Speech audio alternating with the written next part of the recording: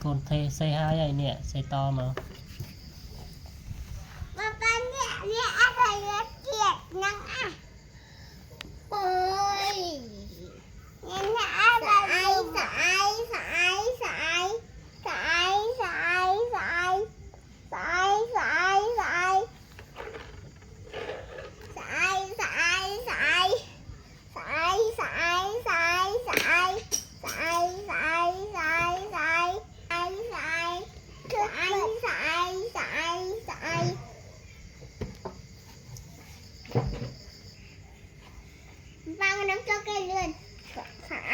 sẽ ở phần năng bao cho cây lươn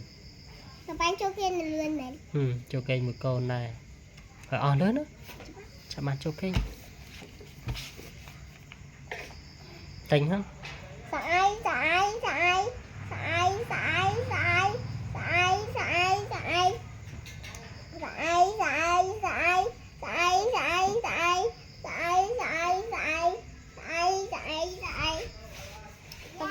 lươn có mà lành dây lươn chạm ăn cho cây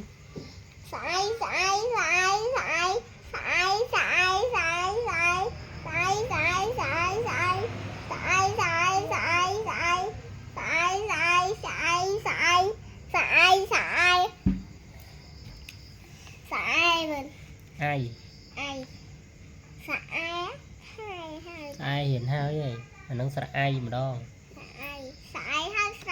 sợ ai hết sợ ai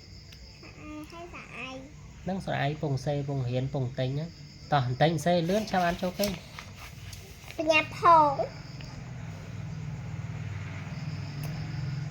lần tân điện anh ơi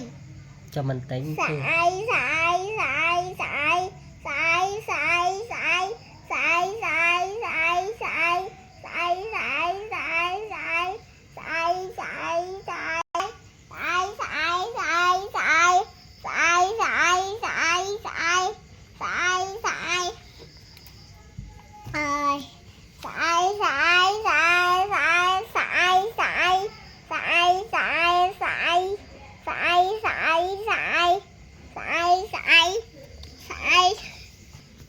chấp hơi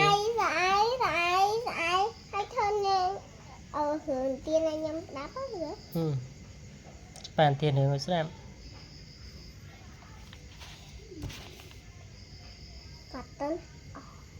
tên xe luôn mà